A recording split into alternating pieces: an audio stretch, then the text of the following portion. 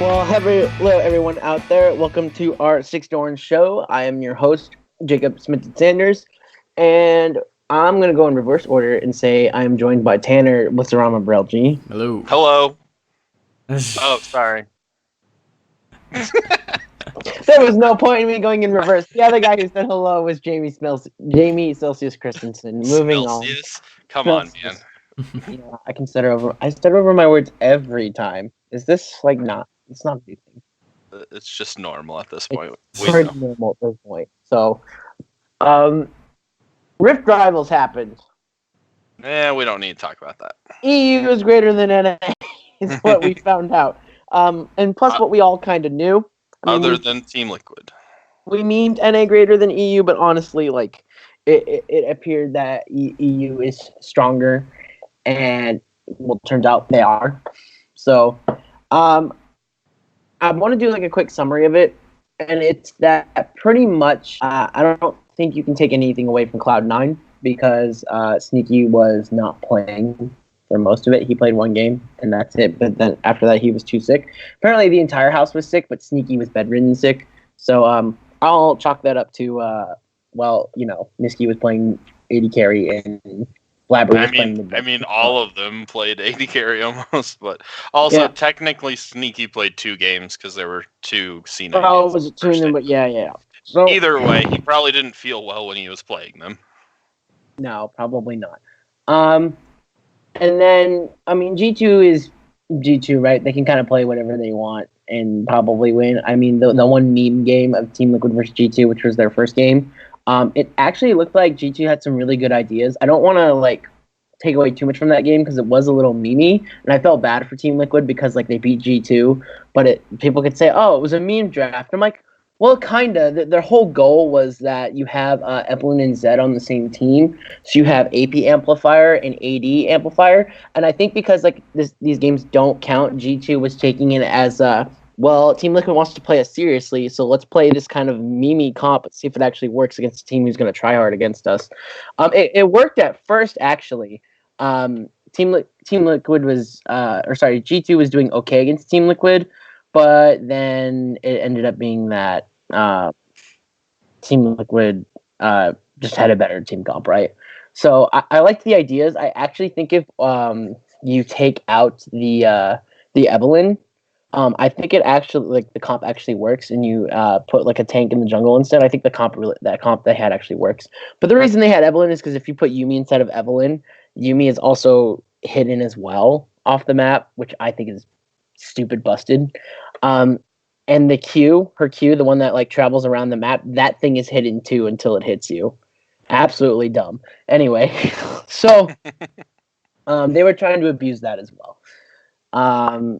But then Team Liquid had some good showings against Origin, and they had some good showings against G2 in the actual match that mattered. So, and a reminder, Team Liquid did go 1-1 against G2 in the group stage of MSI, so I don't think G2 completely owns Team Liquid. I think it's very reasonable to say that that Team Liquid and G2 are fairly matched. If you take account all matches, G2 has 5 wins, and there are 8 matches, and Team Liquid has 3. So 5 for G2, 3 for Liquid. That's not that terrible of a ratio, in my opinion. I think anytime Liquid plays G2, there's a fighting chance. Just they so happen to have a 3-0 that one time. There's not much to take away from Fnatic or Origin, really. I'd say. Fnatic was Fnatic. I was impressed by Origin. I will say that they looked pretty good. I liked their aggressive style that they played. I think they knew that NA plays slower, so they knew if they played faster, they'd win, and Origin took full advantage of that. And TSM just looked bad. They just played really slow. They do what they normally do. They played slow, and EU was like, hey, that style really doesn't work in our region. No one plays slow, and if you do play slow, well, you're not going to win. And then TSM found out, oh yeah, you don't win doing that. So quite unfortunate. And I do want to say the one game TSM did win was the game they were aggressive. Yep, I was going to say that if you didn't. They had Elise jungle, they had Aurelia in the mid lane, and I forget who their top laner was, but they had 3 aggressive champions. And of course, Ven was on a scaling AD, but I think it's fine if you have 3 aggressors and 1 scaler. Meaning, if you don't win the early game, you still got that one person in Ven, in this case, to back up the late game. So. Yep. No, I think that you covered it for the most part. My takeaways were that our casters are better at playing League of Legends than EU's casters. The show match. I'm super excited to see what EU puts together for the bet that they made on Dysphoria. Like last time they made a bet, and that's where the Car Emporium commercial from NA that came commercial from. is amazing. It and really it's is. Probably one of the best pieces of content that NA has put out. Well, EU is actually really good at putting out content, and they have to make a commercial for NA this time, so I'm really looking forward to that. Other than that, this entire week has been like super busy, so I honestly didn't get to watch the games. I just watched the highlights.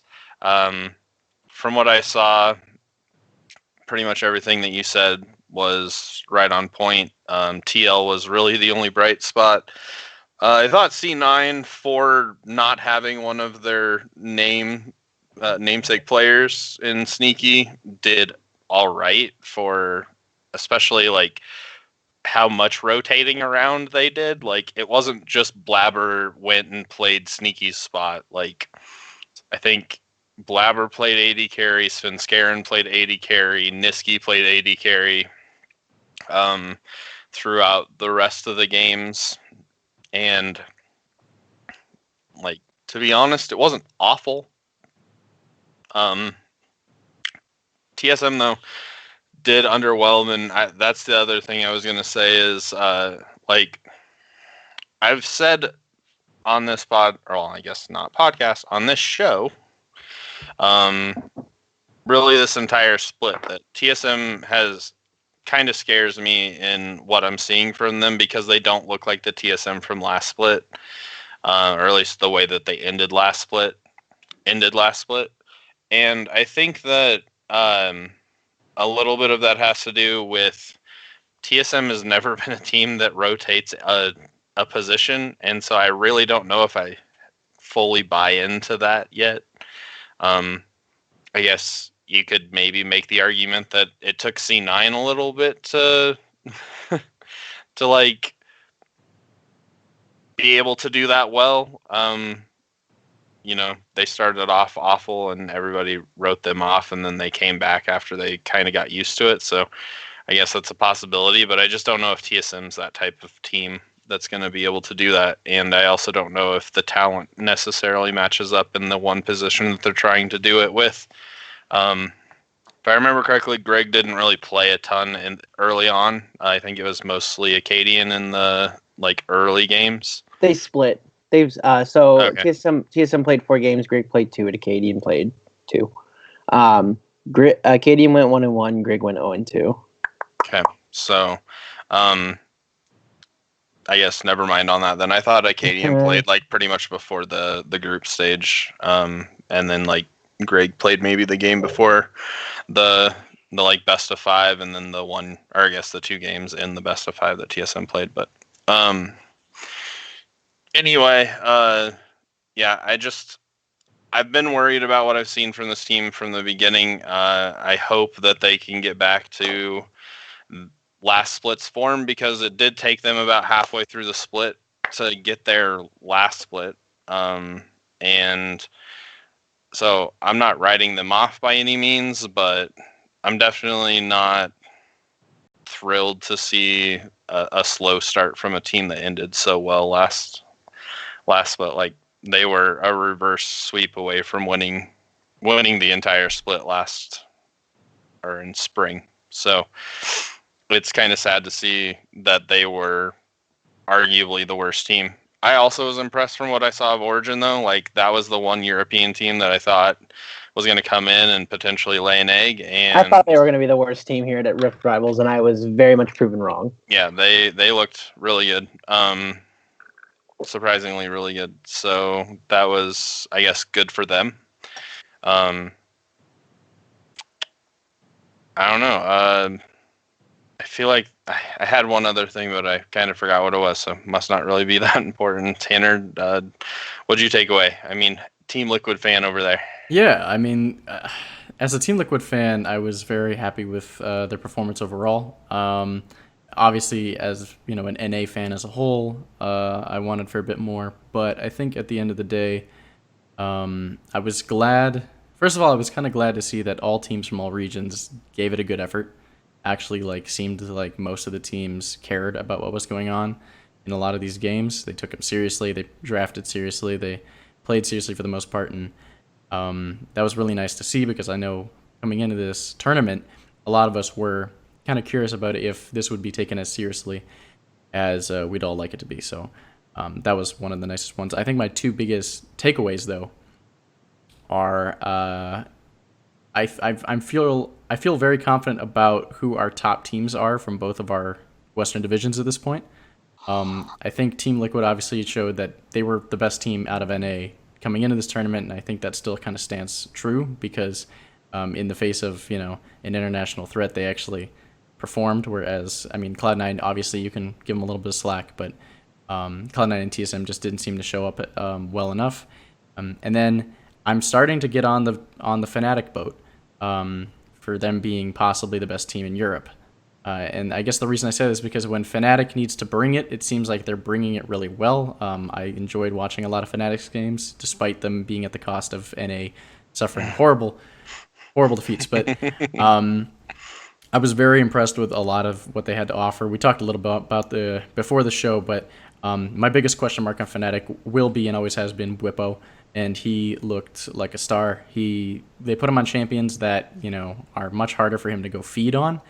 Especially he looked like the Bwipo that they decided to replace Soaz with. Yeah, absolutely. So I was very impressed with that. And the fact that they just looked a lot cleaner than G2. Now, granted, G2 only lost to one specific team from NA, but then again, if it's just kind of this idea of obviously we didn't see any of these teams play against each other from the same region, but it kind of gives you this idea that possibly Fnatic might have it a little bit more together than G2 does at the moment. I still think G2 is an incredibly talented team, but I mean, Fnatic took a game off of them during the split before this, so that's kind of what I'm feeling about that. Other than that, I don't really have too many huge takeaways. I'm very excited for Worlds, I guess, because we had a pretty high quality international tournament here. I think my one downer was that despite the players seemingly taking it pretty seriously, I would have liked to see a little bit more of a reward for the players by the end of it. Like, the trophy is pretty neat.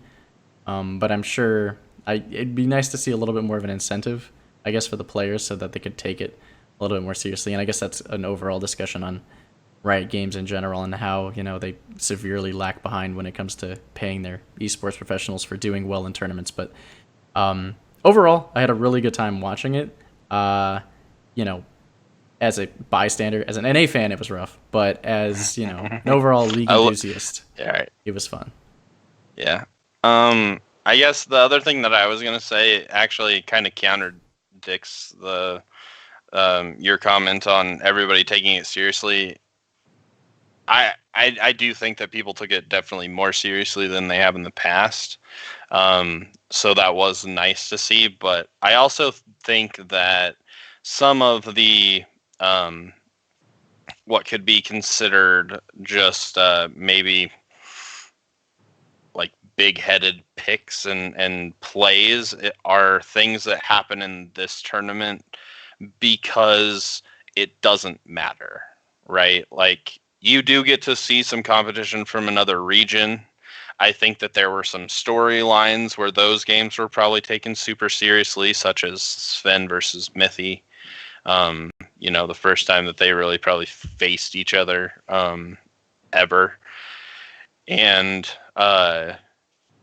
so those games, like, I could see, maybe TL G2 being a little bit of a hype match for Team Liquid anyway, which is, why they came out the gate swinging and were able to take both of their games against G2. But overall, I think that there are a couple of things to be at least considered with this tournament, where even if it looks like it's serious, even if it looks like teams are trying as hard as they can, they may not be showing everything, like showing the best drafts, because they don't want to show the teams that aren't playing that they have to go back and finish a split against, strategies that they might be working on. They may not be putting in 100% because, everybody else is getting a week break. These guys haven't had breaks other than maybe like a week or two, especially in the case of like Team Liquid, because they've been playing in all of the international tournaments as well as their regions, as well as worlds, like all of this stuff. And so some of these teams might just want a little bit of a break. Like when they're on the stage, they might be giving it their all. But when it comes to practicing and preparing, they might not be putting in all of the effort that they would normally when it's a world stage that they're playing on. Well, you would be right, because Double Lift and Perks went on a date and it was all over Twitter. So there were some memes about that. I mean, to be fair though, didn't him and Faker go do something before Worlds too? Like Double Lift and Faker, Yeah. they had like an interview or thing. MSI, I should say. Yeah. Yeah, they had an interview thing where like Faker always wanted to meet Double Lift, and Double Lift was like, "Wait, Faker wants to meet me? Why?" Like he was like, "Why would he want to meet me?" Right? And so right. like they had a conversation where like Double Lift would say something that was translated to Faker, and then Faker would say something that was translated to Double Lift, or something like that. And then they promised to meet each other in the finals. Well, I mean, Double Lift held up his end. Faker didn't. I was gonna say that didn't quite happen. Yeah, you would think Faker it would be did Faker try, that, though. You would think it would have been Faker that would have held up the end of the bargain, not yeah. Double Lift. Faker tried his hardest to, that's for sure. Yeah, it was a good series. If I remember correctly, SK did win too. The game 4 was a monster performance by Wonder, and can leave it at that. Because if not for Wonder's game 4 performance, SKT probably won that 3-1. But I mean, other than that, I guess, does anybody else have anything on Rift Rivals? Okay, so I want to take a segue from Rift Rivals into talk about play styles and how things work. So as of right now, Tanner might be on the Fnatic train. I am not. I'm still of the opinion that G2 is probably the best team in the world and still like the best team in Europe. I think in a best of 5, G2 wins that against Fnatic. I think it's a tough best of 5, probably a 3-1 or 3-2. The reason I say 3-1 is because maybe it's a game where just Fnatic gets unlucky. Not necessarily the Fnatic's bad enough to go 3-1, just an unlucky game 4, whatever it may be, or an unlucky game 3. Take your pick. But I think Fnatic would make G2 struggle, but G2 just would pop out in the end. But this begs the question: for so long, we always asked ourselves, why is the Korean style the best? Why is the long chessboard game the best, right? And why are the Koreans the best at it? Well, as of right now, you look across the board, China has always been an aggressive region, arguably the most aggressive region. They just won Worlds. G2 is arguably the most aggressive Western team, and they just won MSI. So this begs the question of, is the aggressive style, specifically G2 style, I'm not saying China, I'm saying specifically G2, because G2 has shown the ability to flex everywhere. It's kind of this thing where it's like, okay, we're going to take Pyke support. Well, we're going to counter, the other team says we're going to counter Pyke support. And they're like, all right, Wonder, you're taking Pyke, right? But then, and so G2 drafts another support, right? And that's when the other team is like, oh shit, they're taking Pyke top. Well, we're going to pick a counter pick top, right? And then that's when they're like, okay, Yankos, you're taking Pyke jungle. And they have that. That hasn't that happened ability, yet. Right? It has. It happened at Rift Rivals, actually. They took Pyke jungle. Like I said, didn't get to watch most of the game. It was Predator Pyke jungle, actually. Awesome. And they won with it. Of course they did. So yeah, of course they did. So here's the thing, though, is what I'm asking is there any way that you guys, I actually have my own answer already, but I want to ask you guys, is there any style better than G2's style? And can it be beaten? I'm sure there is, but, we are not the players that are going to figure it out. I think that, like every playstyle in League of Legends, there is a counter to it. It's just whether or not it is known and who is going to figure it out. I think that right now, the ultimate strategy, because there hasn't been a counter found to it, is counter picking. And to be honest, it's going to be very hard to find the style that counters it, because I guess the only way that you're going to be able to do it is by being able to counter pick just as much as, or like blind pick just as well as G2. Like, if there is a champion that you could throw into any position to counter Pyke, for basing off of your example, then you need to have that counter not be banned. You have to have 4 or 5 of your players know how to play it. And to be honest, I think that the idea of like role specific things is getting looser and looser as games go on. Like as we continue playing League of Legends. Like, I think that we're moving towards where you're going to see a champion you would never expect to be played in a role being picked in that role. We've already started seeing it. Like, Pyke never looked like it would be a jungle, and Yankos did it during Rift Rivals. We saw Nidalee be played by Blabber. That's a champion that, like, who knows, like, you could see as a support at some point. Like, that would, it hasn't been done, but I'm just saying, like, if you play things, if you have a strategy going into a game and you can execute on it, and like it's not just complete dog shit, which I don't expect a lot of pro teams to go into games with strategies that are complete dog shit. Like, I have a feeling that they have practiced them. I have a feeling that they've thought them out. I have a feeling that they may look really bad at times because they just don't go as expect. Like, they don't go to plan, and it's hard to adjust to some of these plans. But if they go right, you could see, I don't know, for my benefit, you could see Garen get played someday or something, like, I don't know. I think it is possible. I think it's difficult. Right now, I think that it is the best strategy by far, what G2 is doing. But I will always continue to believe that there is a counter for everything that can be done in this game. That's the point as well. That's the reason why there's 160 champions. That's a reason why there are 4 unique abilities to each one of them, and then you have 6 items that you build throughout the game that could potentially not be the same in 10 consecutive games. So I think it just takes creativity and a willingness to try. I think that's fair. For me, though, I think the biggest thing, if we take anything from the matches that G2 ended up losing this during Rift Rivals, to a team like Team Liquid, and I'm not saying Team Liquid's better than G2, like, again, in a actual series, they probably wouldn't beat them. Obviously, they didn't at MSI. But I don't think any team is going to out G2. I don't think you take an aggressive playstyle into a team like G2 and expect, or like the uber aggressive playstyle that G2 has, into G2 and think, oh yeah, we'll just do this better than them. You're not going to.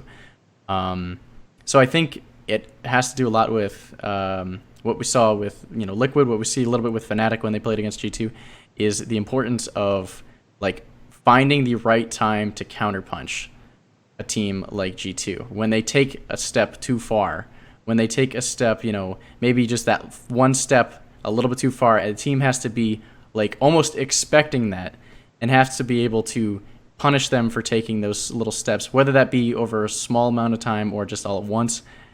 Clearly in some of the TL games we saw, regardless of if G2 was taking the games as seriously as we think or not, a lot of the ways that TL was able to win was because they were able to claw early advantages off of just taking slow picks off of G2, taking a small pick here, taking a small pick here. I mean, they started a game down, maybe 1-3 to G2, and then they started clawing their way up. Oh, 2-3, okay, 3-3, okay, 4-3, okay, 5-3, 6-3, 7-3.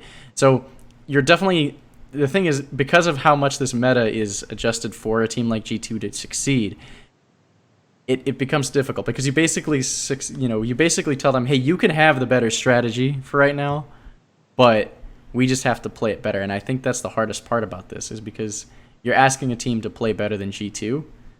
And even though it's not G2's strategy, G2 is still an incredibly gifted team by themselves. So I think individually, it's hard to outplay G2. But I think that's really the way to beat them, is to kind of look for the, wherever the gaps are, you need to find ways to counterpunch them and get in and just take those slow clawing advantages. Similarly, kind of how I like to think Splice wins a lot of their games. The only thing is Splice most of the time can't take it to G2. Most of the time can't control what G2 is doing and the aggression that G2 can put out. So it's tough. I think teams kind of have a hint of this idea, again, like with Fnatic and TL. But, I mean, the whole crux of this argument is I'm talking about how you beat the best strategy. So at the end of the day, is the best strategy G2 strategy? Hell fucking yes it is. Obviously. Of course it is. G2 is, this is an aggressive meta, you said before. IG was able to thrive in this kind of aggressive meta, and G2 is probably going to do the same this year when it comes to Worlds. So it just kind of depends on... I think people will have a lot of time to think about how to counter it, but man, it's tough. And I think a lot of it just does boil down to being individually better and making the outplays that you need to. But the fact that G2 strategy forces you into that kind of situation, it just makes it the best strategy. So that's, yeah, I agree. G2, best strategy. Okay. So I actually have quite a bit of a different answer here. It's kind of long, but I'm going to try to go through it as quick as possible. The first thing you need to do is you need to examine why G2 works the way they do.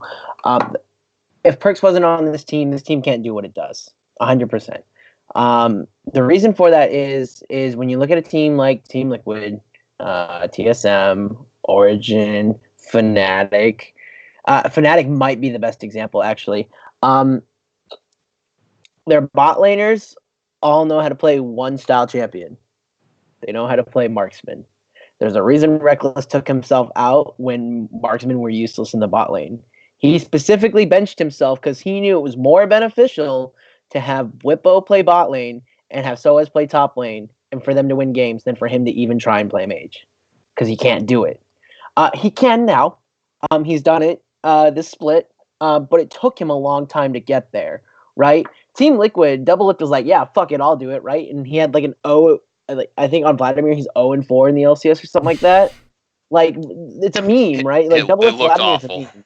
Yeah, it's terrible, right? So all these really great 80 carries, they can't play anything but marksman. That's a problem.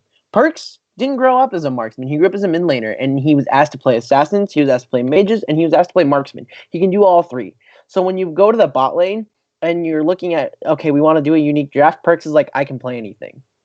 That's number 1A. You have the flexibility to have another person on the team besides top and mid lane. You have a bot laner carry who can say, I can play anything.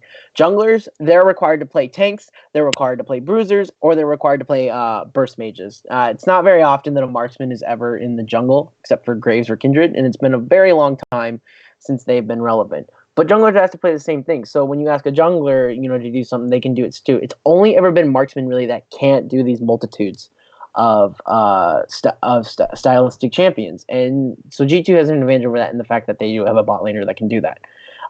That's number A. Number B, they're super talented and they're willing to take risks. So, for example, when Wonder played Pyke top lane, he'd never done it before. Isn't that crazy? He'd never done it before, and he had a pop-up game the first time they did it. So G2 has balls, and they have a willingness to experiment. Not a lot of teams have that. They want to go for the 80-20 draft, or what they think is the 80-20 draft, right? G2 is kind of like, well, they counterpick Pyke bot lane, and we don't want to play this anymore. The fact that a player is willing to say, I'll play it, hopefully it works, right, is insane. The amount of confidence you have to have as a team is nutty. And so the third thing that I want to go to that comes from the confidence thing is they're willing to always go for the 60-40 play. Cloud9's willing to do this too, but Cloud9 executes a little bit more poorly than G2 does. G2 actually executes it very well more often than not. It's often that G2 will say, wow, there's an infernal bot lane. We have 30% health left on our top lane. Wonder, just come down to the dragon. We're going to give up top lane, and we're going to get an infernal. So the opposing team gets the short-term benefit, but G2 knows as long as the game goes on for another 5 minutes, that top lane turret doesn't matter, and the infernal drake is the win. So G2 is willing to take these deficits early on, knowing full well they can use what they gained from it later. Or they could also say, hey, Wonder, you should 1v1 or 1v2 the jungler in the top lane, or you should bait them into it, knowing full well Wonder's going to die. But then, hey, Caps was able to 1v1 the mid laner without any jungle pressure or jungle response, right? Because they know Caps is going to win that 1v1. Oh, Caps got an advantage. So the enemy, jungler and top laner just, got a kill on Wonder, but Caps just destroyed his mid laner, and now he's roaming bot lane to help Perks and Hylissang get more kills. Not Hylissang, Mickey X. Mickey X get more kills. Like, G2 thinks so far ahead on these things. It's nuts. They're willing to say, we're going to take this deficit. It's a risk for us to take this deficit, but we know if we execute it, we're going to get more out of it. Most teams don't want to do that. So that's the type of aggression that G2 has, and no other team does this. So here's my answer in response to the question of, is this the best play style? As of right now, probably, but I don't think it's unbeatable like G2 and Invictus Gaming made it show at Worlds and MSI. And I want to point to Team Liquid and Fnatic for this. Fnatic and Team Liquid are of the same mold, actually. Both Fnatic and Team Liquid have strong solo laners in Jensen and Impact, and Nemesis and Whippo, right? And when both Impact and Whippo are holding their own, and Jensen and Nemesis are holding their own, Broxa is able to be an aggressive jungler, and he's able to make some plays, right? And usually what Fnatic does is they draft these lanes that are going to win for the top and mid, and they let Reckless be on a scaling AD. He's the backup plan, right? It used to be just scale till Reckless can carry. Now we're still going to scale, but it's a backup plan at this point. Fnatic is strong enough to win the early game with their solo laners, and I really like that style from Fnatic. Team Liquid is actually the same thing, where Doublelift does like to be aggressive in lane, but he also can play late game carries. Jensen can win his lane, Impact can win his lane, and Nick Smithy has also said ever since Worlds, he's tried to be a more aggressive jungler because he realized how helpful it is to lanes. And I think this is what has helped Team Liquid evolve into the best NA team. And it's probably also what they learned from MSI when they got rampaged by G2. And if you also watch the second game, specifically the second game that they played against G2, Smithy was way more aggressive and outmatched Broxa. Now, that's not... Sorry, outmatched Yankos in jungle pressure. So I think the answer to G2 is you don't have to be super aggressive.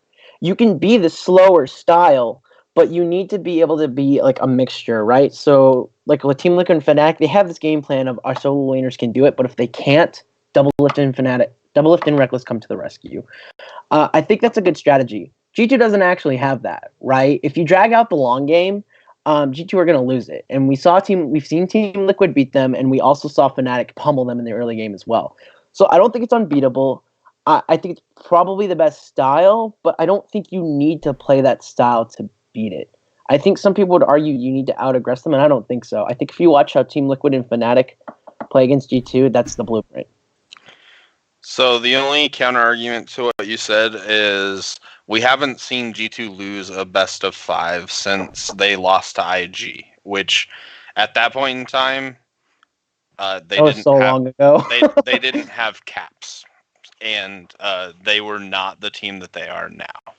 So all of the games that they've lost that you brought up have all been best of 1s, and I think that the thing with G2 right now is they may lose a game, but they are crafty enough and crazy enough to go and do a completely different strategy in game 2. I can agree with that. Like I said, I'm not saying G2 is not the best. To me, in my eyes, they're still the best team in the world. So, but I was saying I think the world in general needs to get out of this this like golden eye of G2 is the thing to be, because I don't think they are. I think they're just masters at what they do, and you need to be a master at what you do to beat them. Like, for example, Fnatic needs to be masters at what they do to beat them. They did. That was a fluke. That game was a fluke. I swear to God, G2 was trolling. There's no way I'm willing to accept G2 getting smashed like 20-something kills to 9 kills in, oh my God. But props to Fnatic for doing it, but like, Jesus Christ. And trust me, I want to be wrong about my earlier guess about like Fnatic, because I mean G2 looks way too good to sleep on whatsoever. So yeah. But Team Liquid beat them 2 times in a row, and I like that. But it's that style that I was talking about that they used to do it. So, my ending conclusion is G2 does have like the best play style, but I don't think it's the only play style. I don't think teams around the world need to copy it. I think teams need to identify what are you good at, what are you best at, and can you perfect it and master it enough to where when these 2 play styles clash, I said clash because I wanted to say collide. When these 2 play styles collide, can you beat the other person? I'm going to give G2 the advantage because I think aggression is better than reaction. Me being a very reactive gamer, whether it's Hearthstone, League of Legends, even in like single player games like Zelda and The Witcher, I'm a very reactive player. I want to know what's going on, what's my environment, what is my opponent doing, and then I react to that and say they like to do this, I'm going to counter it. I don't like to be proactive and say I'm going to do this and see how they react. That's just not me as a person, not me as a player. So, technically if I were, to play against G2, I would put myself at a disadvantage because I think that aggression, if you execute your aggression well, you're probably gonna win every time. However, if you don't execute it well, that's when me as a person or a Fnatic or Team Liquid can say, okay, they didn't execute this. How do we punish it? So one thing that I've noticed is actually almost a combo. Like, it's aggressive reaction, and the thing that I have noticed is like causing teams to be the most successful right now is immediate decision making to like counteract what another team is doing, and typically it revolves around teleport, like being in the right position and being able to teleport to respond to over aggression from another team. And it's typically like not just a one person TP. It's the ones I'm talking about are the like 4 people showing up bot lane. You mean the 8-man, 9-man Fiestas bot lane? And it's because multiple people are teleporting and they turn into like really good team fights that somebody just edges out. Usually it's the team that reacts first that ends up winning those, and that's makes complete sense. But like, I think that G2 is the best at doing that right now, which is a reason why I think that they are one of the best teams. And I think that NA needs to work on that. Like, TL had some of those moments where they were the fastest reactors, like at Rift Rivals from the VODs that I watched. But the other teams, like, until they're willing to just say drop everything and go and react to something that is happening somewhere else on the map, like you said, G2 is like, Wonder, come do this, lose out on something, because we know that we're not going to fall far enough behind from that to lose the game. The other thing to about that though is like, they're just good enough elsewhere to make up for that deficit that they're like falling into when they make those decisions. But I think that you need to start seeing more of that from other teams. Willingness to lose somewhere and then understand that you've lost there so that you don't lose the game because of it. Like, you have to then react to that decision and realize that you are underpowered compared to the person that you are letting win. So the big thing I actually want to continue off that is I was gonna get to this when we talk about EU and NA, but I can put it together. Is Cloud9 and Origin. So Cloud9 and Origin I think are the closest to what G2 is like. Origin likes to make gambles and Cloud9 likes to make gambles, but there's a reason they're both less successful. And I think it comes down to execution. Like Cloud9 likes to take 60-40 shots, but their execution isn't always like perfect, and that's what makes them lose games. That's how they throw games to 10th place teams sometimes. You watch Cloud9 lose to a 10th place team, it's like, oh, because they made this risky play, didn't work out. Well, once the numbers are in the enemy team's favor, it's really hard to come back from that. Same goes for Origin. Origin likes to make these really risky plays. They lose something on purpose, and then they're like, we're going to get this.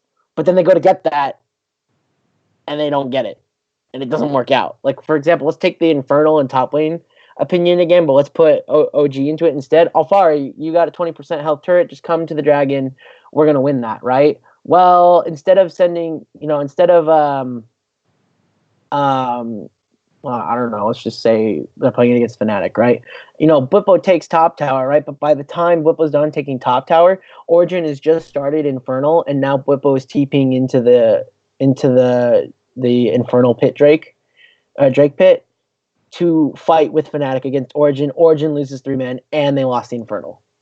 So they had the right idea, poor execution. That happens a lot with Origin. That happens a lot with Cloud9. It's also why Cloud9 has had success at Worlds, though, internationally, is because they're willing to take those plays. They're just, when they execute it, it's when they have success. They just don't always perfectly do it. I think you just need, G2 is the best at recognizing this is when we need to do it, and this is how it's going to work. I guess the last thing, I want to just add one more thing, and then I guess I don't know if you wanted to move to something else, but yeah.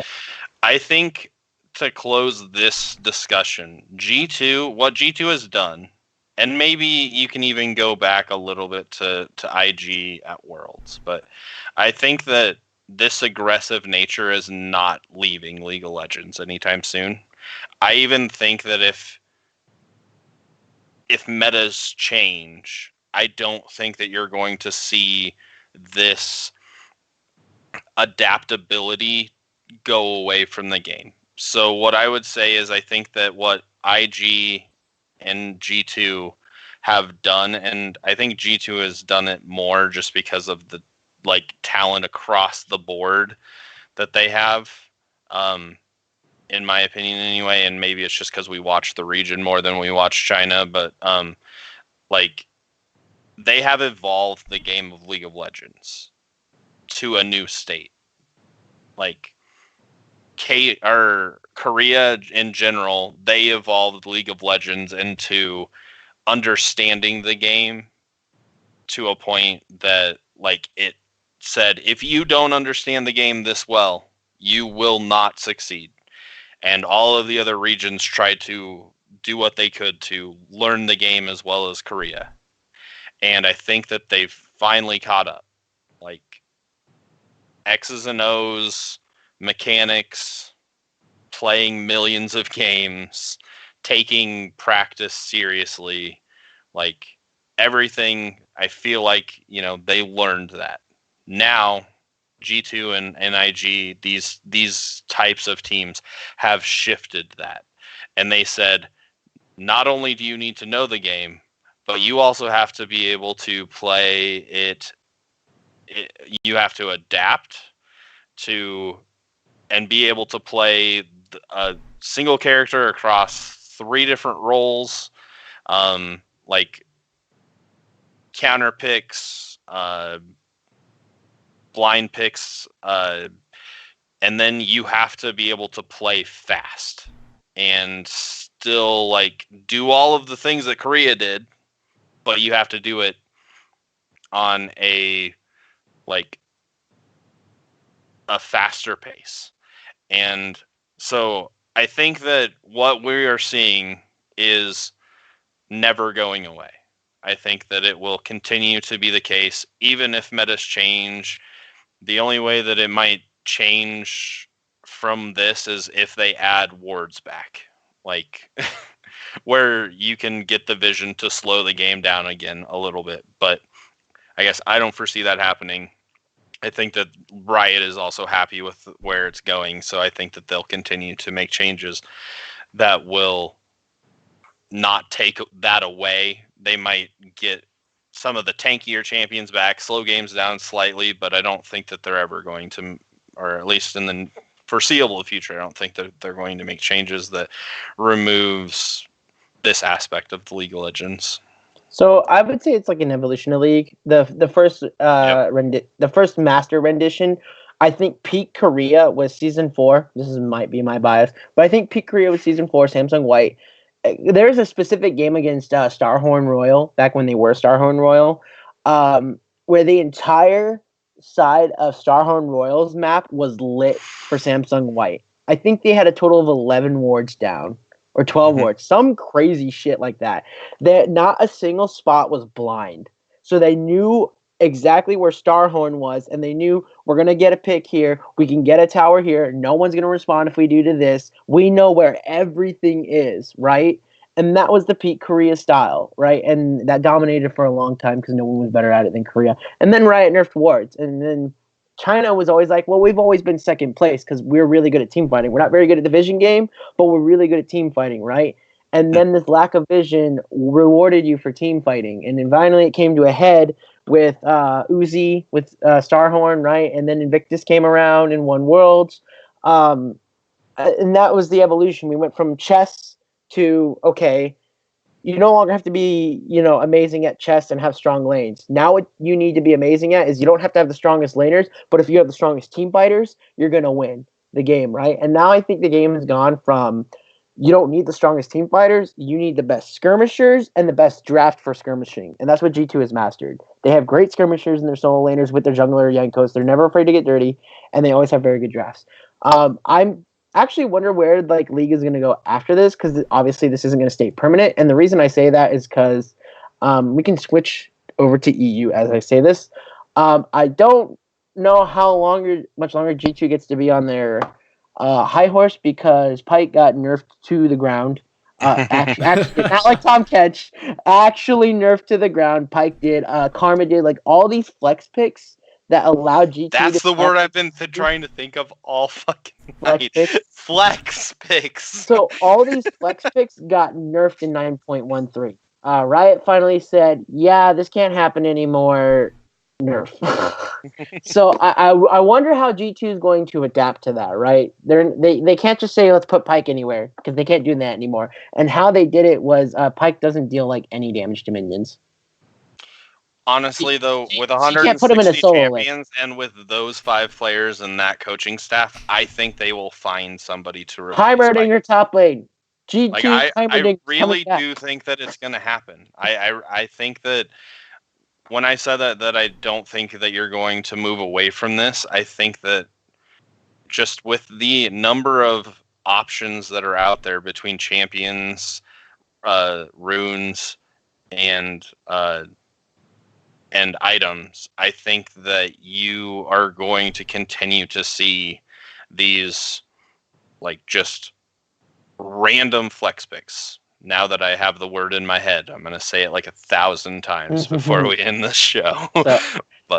So that's my curiosity is how does G2 adapt to that? I'm sure they will, but I just wonder how. I have no idea how.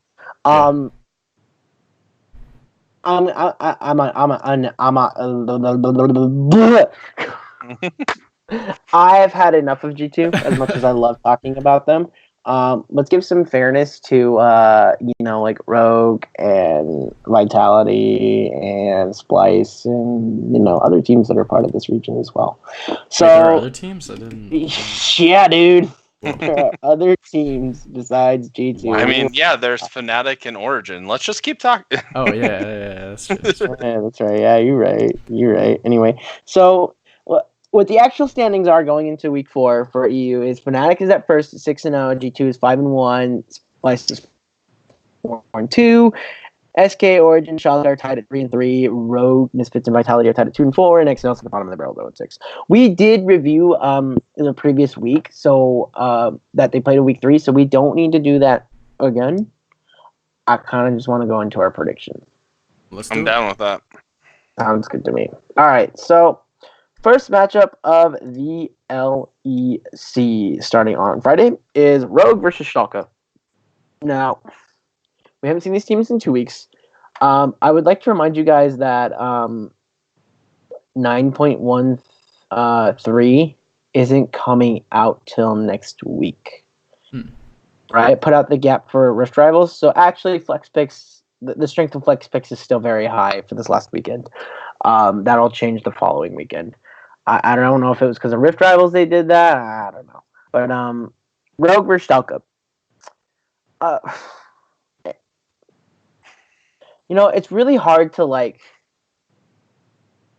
because we're going into week 4 and there's only been 6 games. There's not a lot of content to judge teams. But at least for me, when it comes to Schalke 04, they've kind of surprised me. This was my 10th place team after all.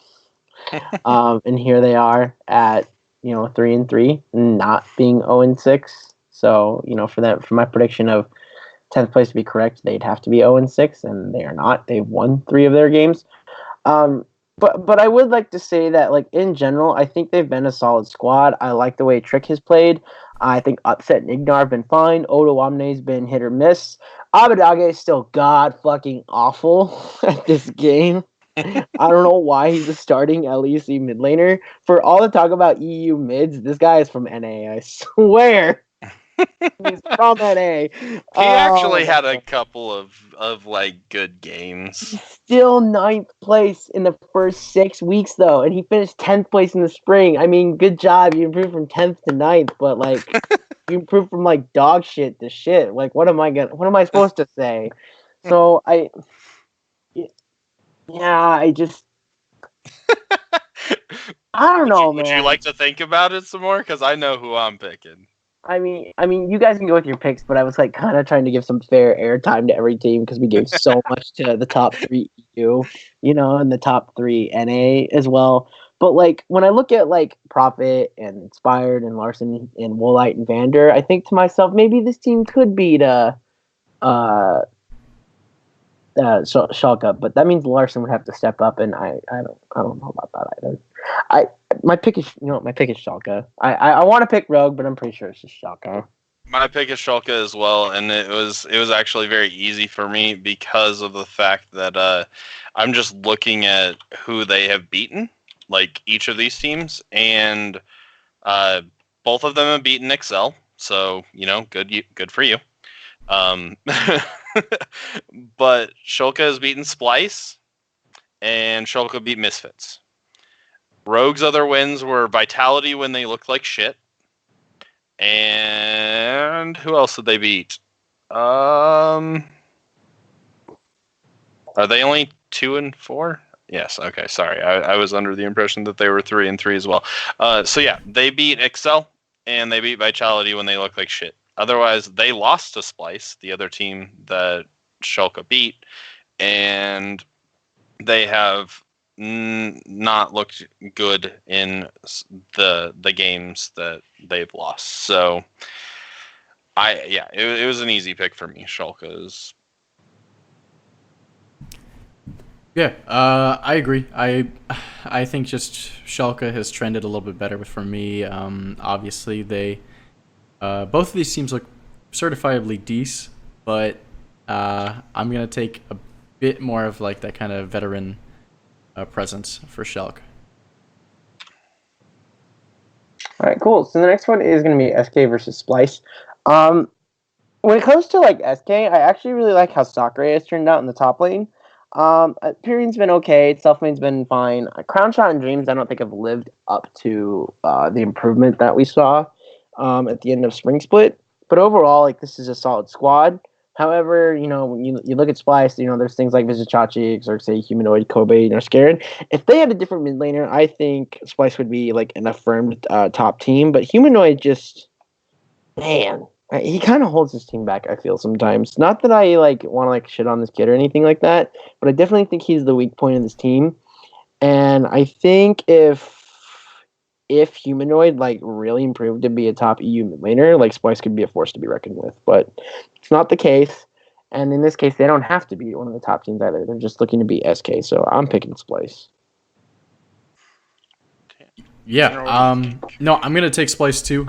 Because it would, 2 weeks ago I was really hyping up Splice as kind of like, in my opinion, like a really standout third place team. And granted, after watching Origin play Rift Rivals, they look really good, and I would start to second guess that. But I'm still gonna stand firm on that. Meanwhile, SK, they've looked better, but I just don't see them. Again, I think Splice is a team that beats the teams that they should beat. Say that 5 times fast. And I just don't see them losing to SK here. So I'll take Splice. Splice was very impressive in the last week, the LEC that we saw them. They beat Origin, who just looked really good at Rift Rivals. SK in the last week didn't look as good as I thought that they had in the previous weeks. So the obvious choice is Splice. I want to like kind of make my like bold prediction and pick against them, but I don't know. I like what I saw from Splice in the last 3 weeks. They've won. SK is not, I guess, the opponent that I'm going to make the upset pick for. So Splice is who I have as well. The next one I feel like is probably a sweep, considering we all still think that G2 is by far the best team, almost probably in the world. I think the next 3 are sweeps because it's G2 versus Misfits, OG versus Excel, and then Fnatic versus Vitality. I don't think anybody is picking the upset for Excel until they prove something to us. Yeah, unfortunately.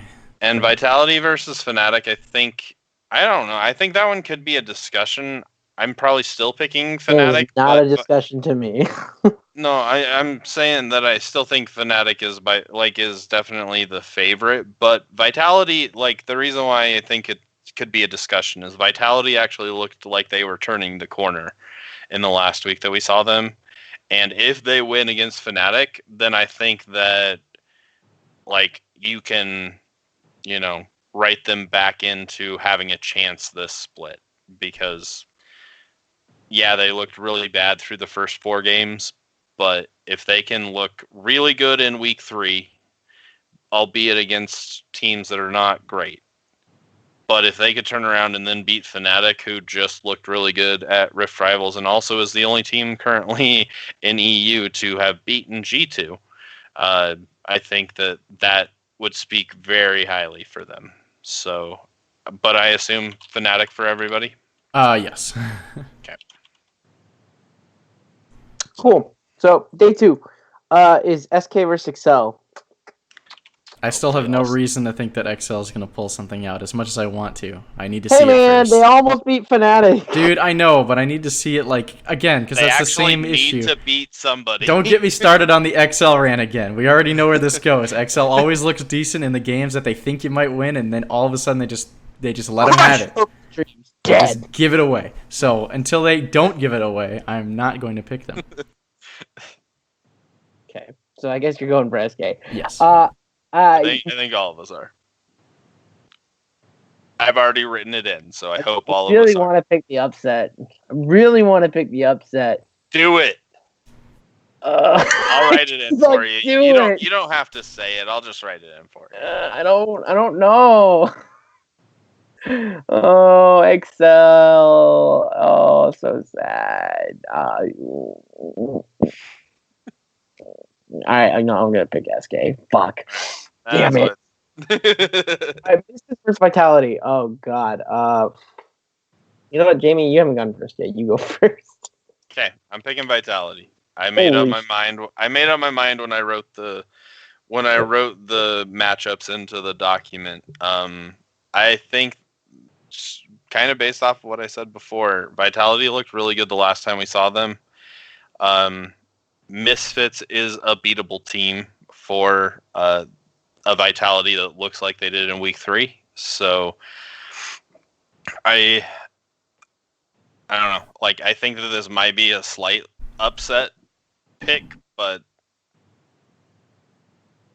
Vitality I thought looked really good even though they had a really rough first 2 weeks. So I guess I'm gonna hop on the train a little bit. I'm putting a foot on the train. I said evens for Misfits, odds for Vitality. So we're going with Vitality. Because honestly, it's hard for me to find a reason why. I could come up with reasons why both of these teams are going to play, and I think it hinges on the fact of, does the Vitality from last week show up, or does the Vitality from the first couple weeks show up? And it's not like Fnatic for me, where I think they're going to right the ship immediately. So I'm not too certain, but I haven't been completely convinced by Misfits, and if Vitality can make a comeback, I think it would be really strong to do it against somebody like Misfits. Also, I think Jizuke is better than Fabivin. That's fair.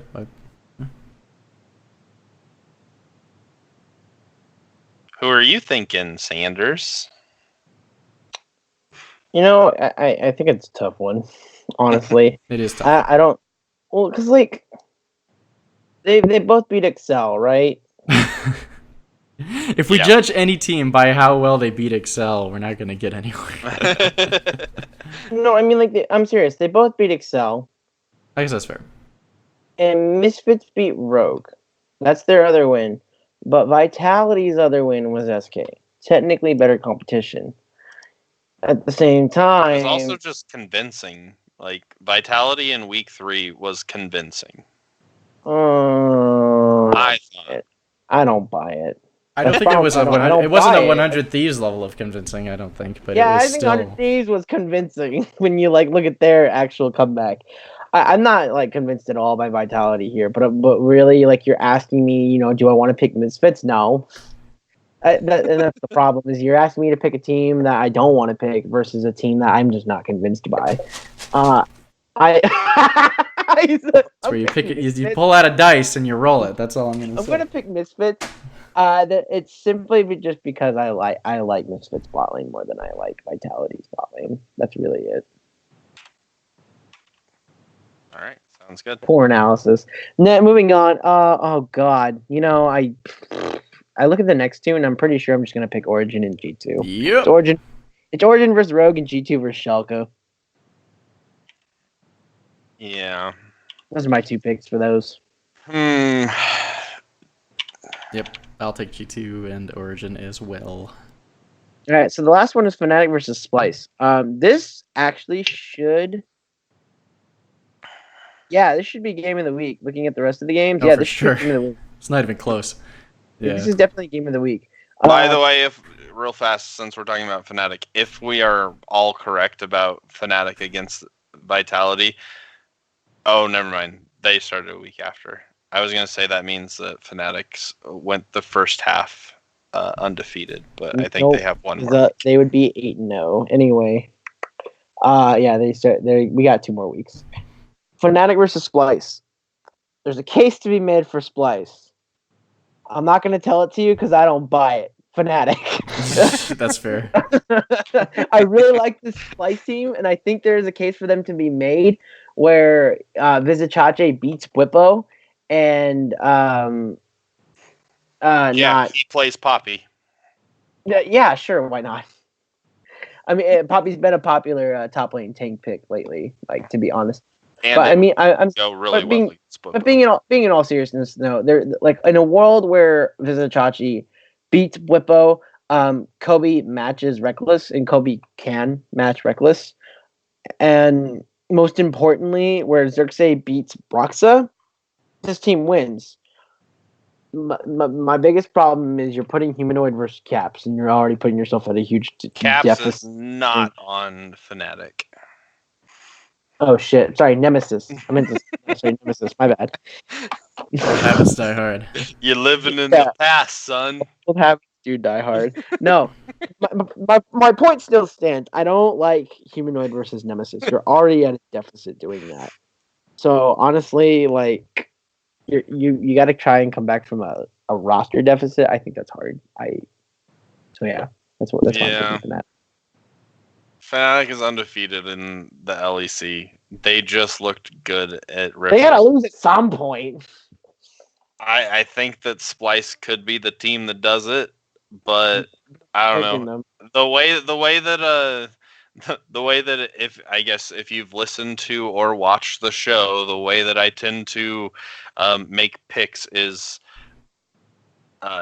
like one upset typically, and then I make my decisions based off of what has happened, and the fact that Fnatic has not lost, I'm not going to think that they are going to lose until they lose. So I will be wrong the time that they lose, or the next time they play G2, and that's the Even one then, exception. that could be a tough one. Yeah, that's the one exception where I might still pick G2 just because I think so highly of G2. But Fnatic, I think, will win this game. Yeah, Splice beats the teams that they're supposed to beat. So we're going to take Fnatic on this one. Because I like that one. I just don't think they're going to. Plus, yeah, Fnatic looks so good at Rift Rivals, I think, for me, that, I don't see how they don't roll that into LEC. Yeah. Bwipo was a bright spot for them, and I think that he'll continue. But all right, if Vizichachi gets Poppy, I really do think Splice will win. He's godlike on that champion. Moving on from Vizichachi on Poppy, which is truly a wonder to watch. We're going to NA. Before we go to NA, do we have to? Yes, we do. Before we go to NA, NA's not as much of a slog as it was last year. All right, there is one thing I'd like to talk about before we get to NA, and that is TSM. I decided to save this for NA because it more directly relates to NA. It's a deduction I made after Rift Rivals, but it's more relevant to NA. So, if you were to title a video, I could do like a 10-minute video on this. But if you wanted to title a video, the title would be "Why I Don't Want TSM Representing NA at Worlds." So here we go. Rift Rivals showed me something. I don't want to listen to this. No, because I think you'd agree. Actually, yeah. Bro. Rift Rivals showed me something that that made me conclude this about TSM, and I honestly, it's the reason why I don't want to see them. They have fully embraced their slow play style again. Something that you pointed out earlier. If we go back to Spring Split, when Acadian was really turning it on, and TSM in general was really turning it on with Broken Blade and Bjergsen, they had that like Fnatic Team Liquid style. I would say more Fnatic than Team Liquid, but like that Fnatic style where like you have your strong laners play out their match, right? You have the jungler try and get a lead, right? And if all else fails, Ven is playing fucking Ezreal or something like that, right? And that's the fallback, the huge damage late game carry. Now, to be fair, Silas and Aurelia, which is what Broken Blade and Bjergsen were playing, can still deal damage in the late game. It's just more than likely that you need the late game AD carry to finish it off. But instead, they've reverted to Broken Blade playing tanks in the top lane. Not all the time, but he's playing more tanks in the top lane. Bjergsen's playing Azir, and Sven is still playing late game AD carry, so there's no aggression on this team, and it sucks. Let me tell you why it sucks. So, in NA, TSM succeeds with the style. I think they succeed with the style because NA talent is not that great. When you look at a team like TSM, they have one of the best mid laners in NA. They have one of the best top laners in NA, and they have one of the better bot lanes in NA. Jungle, but like overall, they have one of the better squads. Now, let's look at this fact, okay? I had to do some digging for this because I wanted to make sure I wasn't like just shitting on TSM. I have some actual like research behind it. At Rift Rivals, to be fair, it's only 4 games versus 8 games of Summer Split. But from 8 games of NA games, at 20 minutes, TSM has an advantage of 750 gold. That's not a lot. I'm going to chalk that up to just them having better players and better laners. They lane better, therefore they get plating, turrets, and more CS. That's what the 750 leads to. Because it doesn't really lead to a turret, right? 750 gold doesn't exactly lead up to a turret. I'm going to put that to better laning.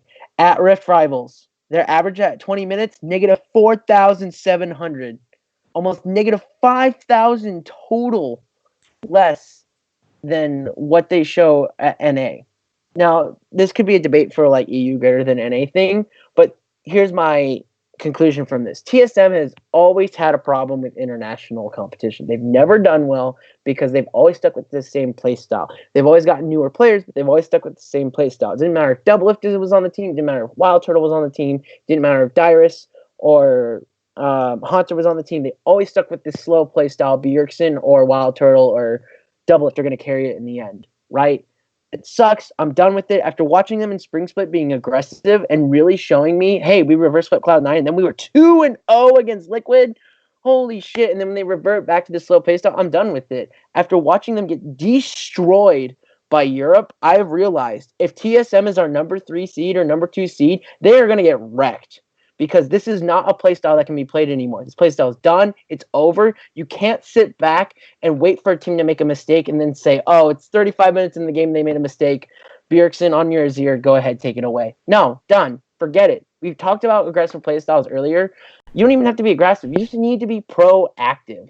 Like, proactive doesn't necessarily mean aggression. And TSM is not this. I hate it. I don't want them at Worlds. I refuse to watch this team at Worlds because if they are, they will get crushed. And the fact that they got crushed at Rift Rivals only tells me they're going to get crushed by China and Korea. Done and done. I do have something I would like to say though for TSM. If I don't know why someone would come up to me, but if someone at TSM came up to me and they heard this right and they said, "What would you do?" I would look them straight in the face and I would say, "You play your 0-3 jungler. You play Acadian." And if you want to ask me why, it's because Grig went 0-2 internationally against these Europe teams, right? The slow play style Grig plays doesn't work. It works in NA, doesn't work internationally. So you might be winning games in NA with Grig. You're not going to win them internationally. If you play Acadian, when was the last time TSM looked really cool? Oh, it was when they were playing Acadian, when Acadian was taking these really aggressive plays. Did it always work out? No, but we talked about that before with Origin and Cloud9, right? It doesn't always work out for them, but they're still top teams because they're willing to take those chances. And Acadian's willing to take those chances. In the one game that TSM looked really good, Acadian was playing Elise. He played some really bold plays. He outmaneuvered Broxa. He outmaneuvered Broxa, the most aggressive jungler in EU. Right? Like, it boggles my mind that TSM is just so cautious and they just want to win games in NA, but that's not going to lead to any international chances. You have to be like Cloud9. Cloud9's willing to take losses in NA because they know it improves their chances internationally. If TSM plays Acadian and they're willing to improve, I would love to see TSM at Worlds. But as long as they want to maintain this mentality of we're going to play it slow and just win NA, I don't want to see them at Worlds because we're going to get the same results every time. High expectations and heartbreak. If they play slow, I agree with you. My hope is that we are going to see them turn it up like they did last split. Like, I guess I'm ever the optimist because likelihood of that happening is slim. I think that you're right. TSM has settled on a play style and is going to very slowly adapt to what's actually working. I think they're going to hope that metas just bring their play style back to the forefront, and that's just not going to be the case. As I said earlier, don't believe that it will ever be the case again. But I guess, the optimism lies in the fact that we did see it just a split ago. It took them until the second half to really get there. And when they got there, they lost, I think, like one game before the playoffs. If they can do that again, that's a very big if. But if they can do that again, I would be very happy to see them as our representatives from NA.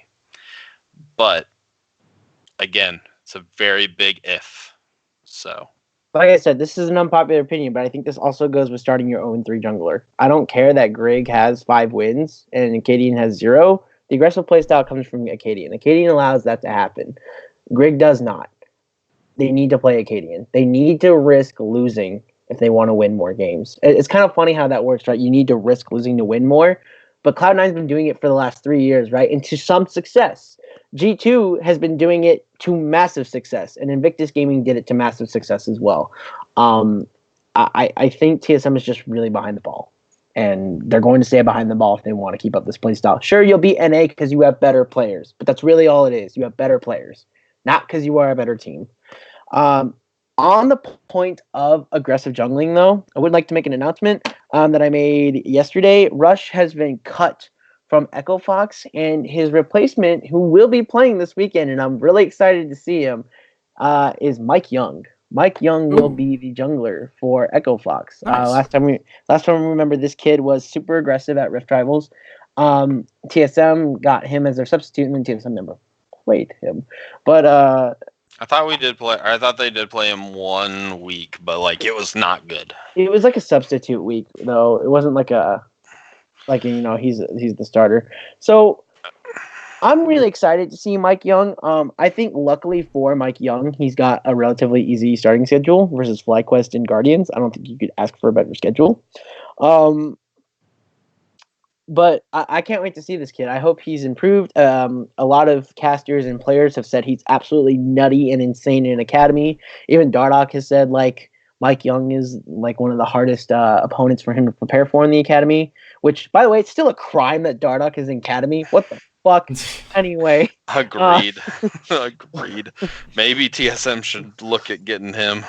Anyways, so it's just a crime, dude. I think it's so sad that I realized that again I'm bitching about a jungle position as a TSM fan. And it's probably not fair, but like it's at this point you have to look at it, it's a TSM problem. It is not the players that are playing in the jungle position problem. Well, like I said, if you let Acadian be Acadian, I think it's beneficial. We did see that at the end of last split. The thing is, though, that even when Acadian's played, he's won 1 game. And it's because, are we saying that TSM is letting him play Acadian style? Well, no, I was referencing last split when he played the Acadian style. Like TSM I know, really but good. like this split, I don't know if they're allowing him to play the Acadian style. I mean, they did with the Elise game versus Fnatic. I'm just saying, if you let him do it, the results show. But I on the point of like aggressive jungling, like I did bring up Mike Young. I'm excited to see this kid. I think playing against Santorin, and versus Contracts will be a fun matchup to watch. So yeah, that's our news for NA. By the way, if anyone I think that's more of there's our rant for NA. if anyone wanted to ask me who would I replace TSM with, it would be CLG at the moment. They're pretty aggressive and they play their top laner has played like 9 different champions, and that's kind of what I want to see from a team is do you have a player that's multifaceted? Like it doesn't even have to be like perks like bot lane. It could like in the top lane, Ruin's like I'll play anything, fuck it, right? I think as long as you have someone who's multifaceted, it's very fun to watch. And TLG, actually, Wiggly has been pretty aggressive. He's made some good plays recently in his improvement. So that's probably who I'd want to send. And, Stixay's been there before. So I guess there's that too. That's fair, but it's also a very big long shot.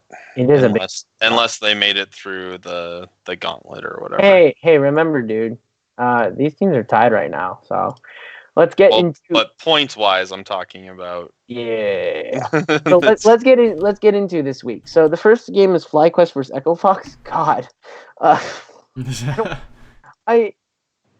when you look at the standings, because we have like 4 teams tied for second. TSM, Cloud9, CLG, Optic at 5 and 3, Team Liquid at 6 and 2 at first. At the bottom of the barrel, you have FlyQuest at 1 and 7, Echo Fox at 2 and 6, and 100 Thieves at 3 and 5. Who do you pick? You pick FlyQuest or do you pick Echo Fox? That is the question. I think it's pretty tough. I think, sadly, I'm picking Echo Fox. It's so hard to believe this Echo Fox team is so far down. But maybe this just isn't their split at all. And at 1 and 7, I bet you a lot of these players are already like dreading the rest of the season. So I'm barring a match. Do you mean FlyQuest or do you mean Echo Fox? What did I say? You said 1 and 7, but then you also said Echo Fox. So I just wanted to be sure. Say FlyQuest. Okay. I'm betting these players are just like so down about their season that like barring a massive spark, not much is going to happen. So I'm pretty sure Echo Fox, who like sees that 6th place is 4 and 4 and they're only 2 games behind, has much more hope than FlyQuest could. I think at this point, FlyQuest might just have their dreams killed, and so Echo Fox will take the game. And plus, Mike Young is there. Why not look for Mike Young? Yeah. I think that's the reason actually why I'm picking FlyQuest. So I think that roster changes go one of two ways. Obviously, there's really only two ways that it can go. It takes a little bit of time to get to the state that you're hoping for, which is where I'm leaning.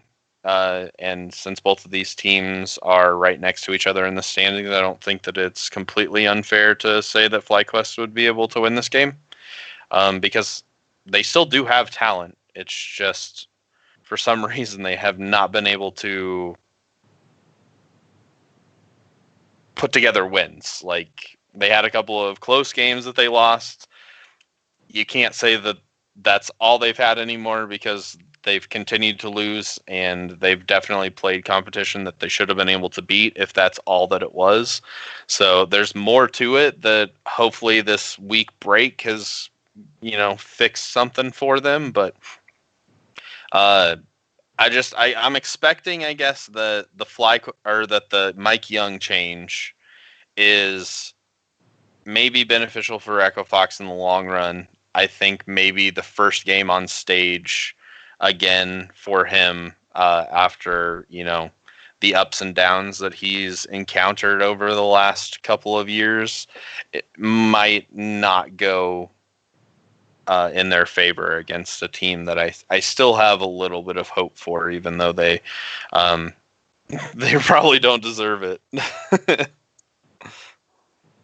Man, for me, I am going to pick Echo Fox, and I think the biggest thing that I would like to hang my hat on for them is just how well Solo has been playing as of late. I know he has to go up against Viper, who has been one of the only bright spots on FlyQuest, but even he's been, lacking a little bit.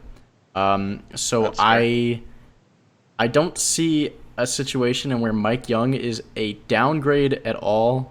At minimum, a side grade, from right? Rush, yeah. I think they can only go up with the addition of Mike Young. You guys are forgetting that Rush comes with the 1-1. Yeah. Dude, they're 2-6. What the fuck are you talking about? But yeah, I'll definitely take Fox because of that. Next game though is Team Liquid versus Cloud9. This matchup on paper is pretty hype, but historically this matchup really sucks. Team Liquid wins this one. They have Cloud9's number.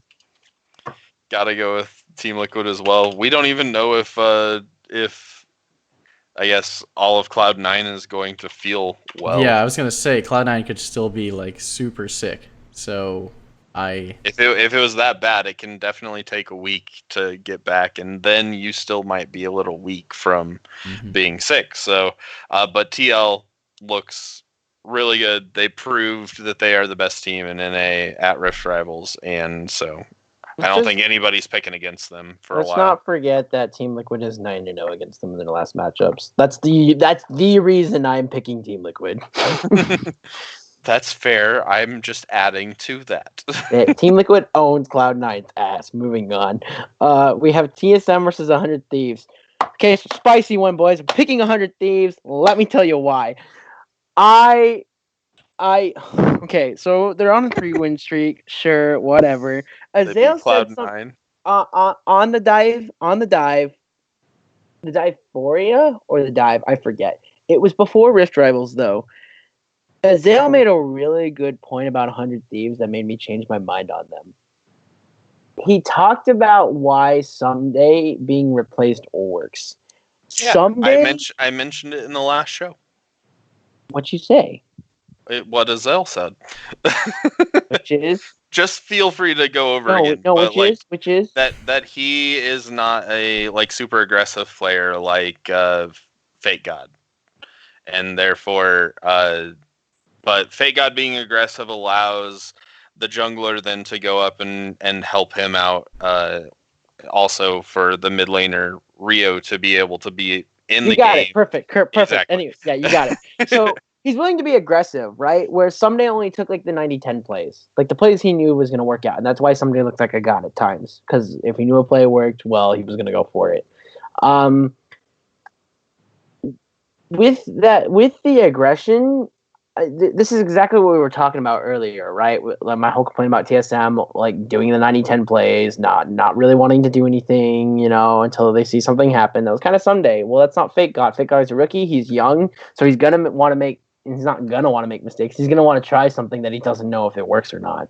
But he thinks, oh, I have optimism here, and he doesn't foresee an outplay. Right now, Broken Blade's the perfect person to outplay him. In my opinion, Broken Blade is better than Fake God as of right now. But I really like the way Amazing works with Ryu and Fake God. I think solo lane and jungle synergy is so important. And Bang Aphromoo finally looked like what Bang and Aphromoo were supposed to look like, right? Now that I think there's less like pressure across the map, and I think the shot calling helps Aphromoo because Aphromoo was the primary shot caller. I think now that there's two shot callers in Ryu and Aphromoo, that takes off pressure off. And Amazing.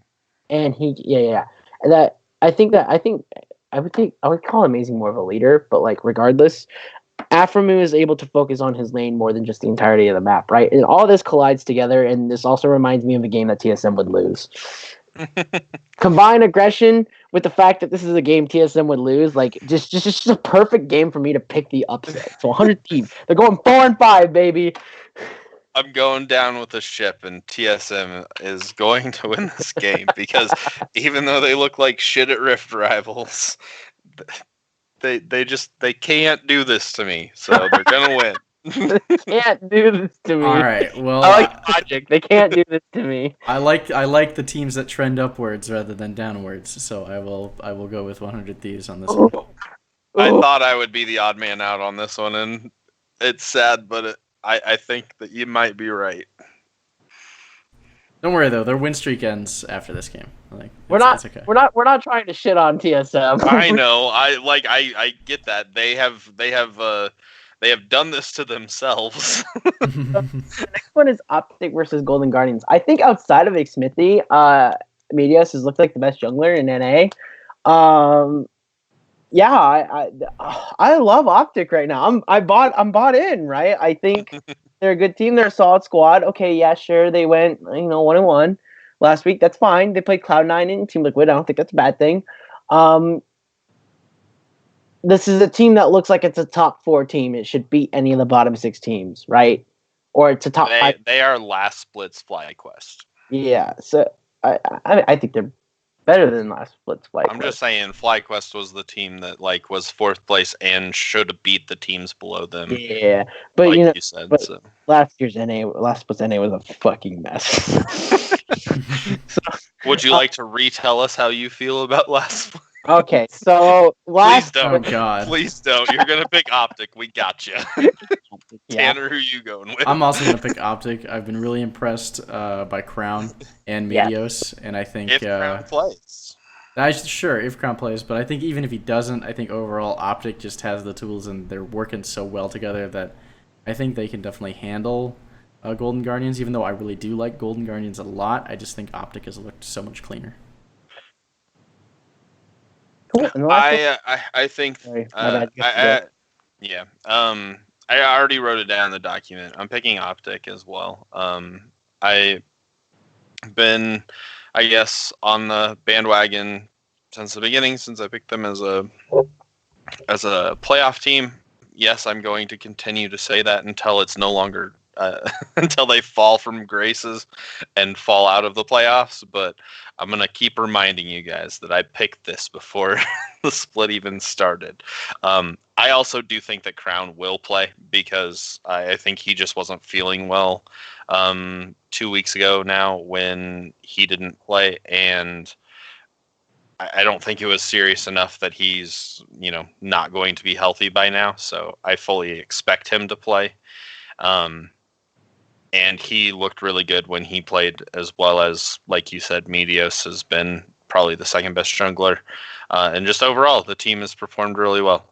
Been really impressed by them. So Golden Guardians, I think, can win this game. To, I guess, spin it to them real fast. I think that they also have looked pretty decent. But Optic, I've bought into them a little bit more. So the last one we're all picking Optic. The last one is Team Dignitas versus CLG. I'm only saying that because Clutch Gaming was bought out by Dignitas. I hate to say it, but I actually kind of like Clutch Gaming. Oh, how painful was that? I mean, Hooney's not feeding.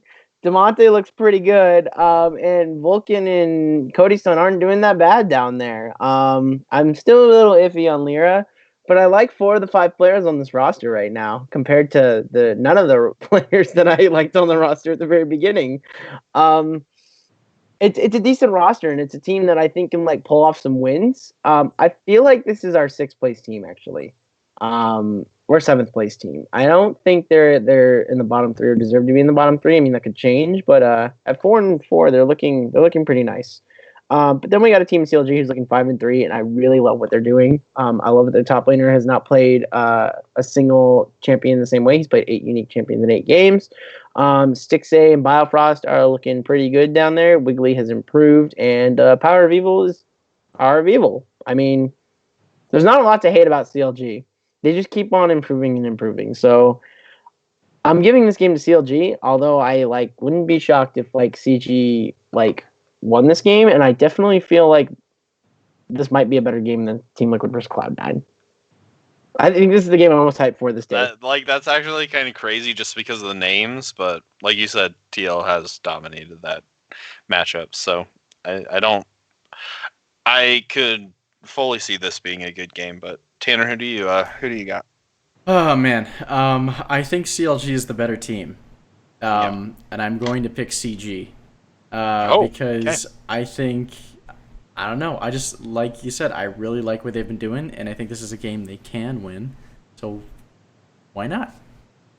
Why not? Yeah, why not? Fair enough. I mean, I think I still got to give the advantage to CLG as well, like Sanders said. They have just been, I don't know, besides Optic, they have been the most impressive team this split, just from where they were to where they are now. And all of the players have looked really good. It's amazing, I guess, what changing the top lane did. I don't know if that's all that's going into the success of CLG, but I mean, that is the only roster change that they made. And, they look like a whole new team, so I don't know if that's it. I don't know if it's a meta thing. I don't know exactly, but they look like they've gotten something figured out. And until they lose a few games in a row and start making you question whether or not this was just a fluke, I've bought in. All right, cool.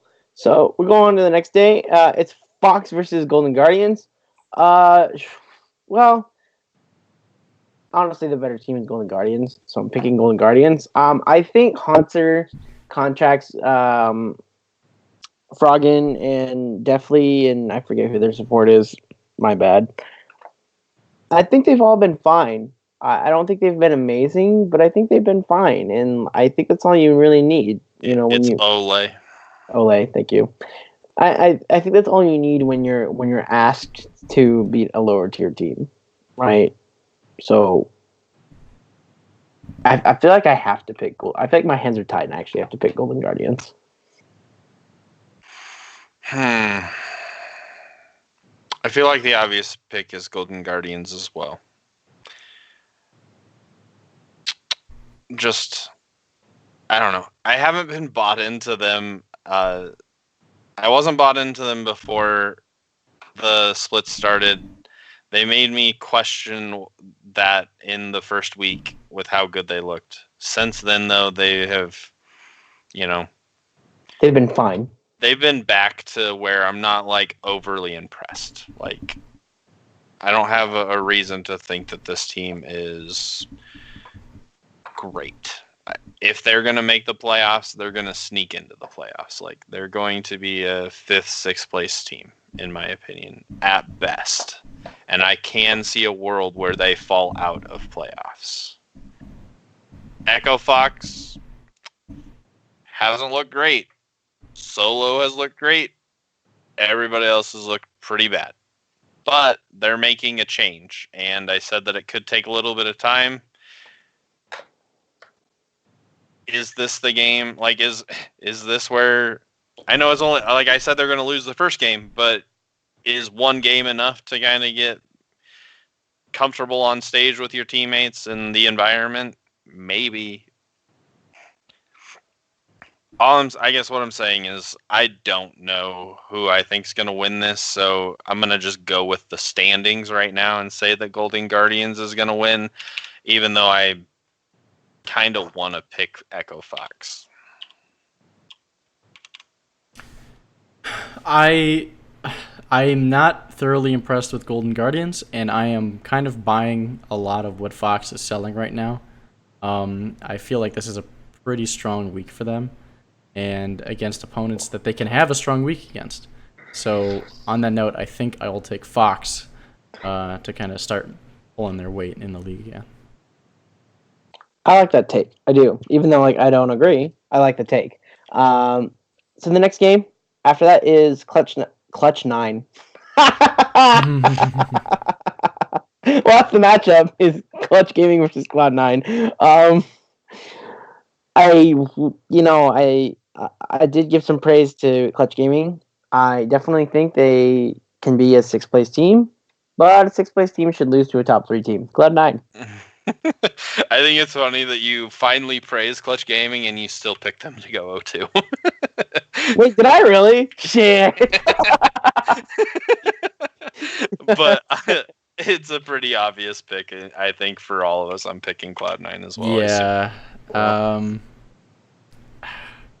I think C9 will probably get over whatever sickness, if anything, by this point, and I don't see them going 0-2. So that literally is the only question: is if Cloud9 is healthy and everybody's playing in their actual roles. That if they are going to lose this game, that I think is what it's going to take. But I also expect them to be healthy, so I'm picking Cloud9 too. All right, Tanner, you want to take the next one away? Sure. Even though I'm really impressed with how 100 Thieves has looked, Team Liquid was one of the only good-looking NA teams during Rift Rivals, and that's saying a lot considering they had to play teams like G2 and Origins. So I think even if 100 Thieves is kind of streaking ahead, I just don't see a world where that streak is somehow better than TL. So I'll go out on a limb and say TL wins this. Yeah, that's probably the least flimsy limb ever. I'm also going to pick Team Liquid. It's cool. So I think anyone who's watched this show for the last few years knows I love spicy picks. God damn, do I love spicy picks, and I love making stupid picks too. This is not the case because Team Liquid historically has also kicked 100 Thieves' ass, even when 100 Thieves was good. So yeah, Team Liquid. All right. Okay. Oh shit, CLG is actually good. Fuck. Oh shit, the classic. Next one, I'm gonna go first. As I said, I love spicy picks, and as you all know, CLG hasn't beat TSM over 1,200 days, and that ends fucking this weekend. CLG is beating TSM, and I am not picking TSM to go 0-2 by design. I'm not picking TSM to go 0-2 because I just shit on them. I actually kind of want TSM to win. If they were playing Optic, FlyQuest, Echo Fox, or CG, or maybe even Guardians, I'd probably pick TSM. Or even maybe 100 Thieves. Maybe not against Optic. There are 5 teams I would pick TSM, right? CLG is not one of those 5 teams. I think TLG is legitimately a good team right now. I think they are pretty aggressive. They like to pick up the pace. And while I do think that Broken Blade is better than Ruin, And Bjergsen is better than Power of Evil. Power of Evil can match up well enough against Bjergsen. I think Ruin can match up well enough against Broken Blade, leaving the only advantage to really be in the jungle versus Wiggly. But hey, if you're going to play Grig, you're throwing that out the window too. So, CLG to me just has it. They have this game. They're going to end the streak. It's been years. They do have it, but no, the streak continues. Fucking TSM is winning this damn game. No, you cannot. I can, and I'm gonna. You know what's funny? You legitimately just said, not even a minute ago, shit, CLG is good. They are, but I do not, like, okay, so yes, I am a TSM fan. Yes, that might slightly be part of why I'm picking them. But you are the one who's like, TL has C9's number, and TL has 100 Thieves' number. Just this week, those are two examples. Well, guess what? TSM has had CLG's number for 4 fucking years, and they're going to continue to have their number. Because CLG's always been ass. They're not ass. I don't think for 4 whole years or however long that they have been complete ass. And they look good now, but it hasn't been 1,200 days, by the way. It's been like 800 something. It's only been like 2 something years. It's been 1,000. It's been over 1,000. The last time, oh wait, no, it was 4 years ago because it was 2015 when that CLG went to MSI. Yeah, that was the last time CLG beat TSM. By the way, it was in the finals for that MSI. So it has been 4 years. Fuck. Well, anyway, I know it's been over 1,000 days. Yeah, streak's ending. That's what I'm saying. I know that's what you're saying, but you're wrong. So Tanner, am I? I'm still rubbing this in your face next weekend. Probably. Oh man. Oh, I don't know. I just don't know. I don't know. I think these teams are pretty much even. So I don't know who I really lean my hat on, but which play style do you think is better? Or if you think in NA? Even. Or if you think they're even, who do you think is going to win based off of 4 years of experience? I'm gonna say TSM wins because strictly because I think after losing to 100 Thieves, and also the fact that I think Bjergsen and Broken Blade can match up and will do better than Power of Evil and Ruin. I think they have enough to hang their hat on in order to win this game. It's probably going to be close, and this might actually be a really good match for that day. But I have a feeling that TSM will win, but I could go either way. Plus, I love a good meme, so whatever. Oh, I'm going to hate if I'm wrong on that one. Me too. I lose a point. That's not why I'm hate if I'm wrong on that one. It has nothing to do with your point. No, it's because he knows Sanders will be breathing down his neck. Oh God, I'm gonna miss next week if that happens. I'm gonna be sick. Oh, all right. Hey, at least this last one isn't too hard. So the last one is Optic versus FlyQuest. Optic? Yeah, I like Optic here. Yeah, I like Optic here. Picking FlyQuest. You are? I am. This is what? Yep. This is the bold prediction. Maybe it's from being fired up on my TSM. But Selceus, you already picked TSM to beat CLG. You need another bold pick? That I actually believe. FlyQuest, I think if they're going to turn it around, it is this week. And Optic, as good as they have looked, I don't think that they are, the S tier of competition. I think that they are the A tier of competition in a FlyQuest. I think at their best can beat an A tier team, and so this is strictly just a upset pick. I fully believe from what we have seen so far that Optic will win this game. So there's my actual analysis.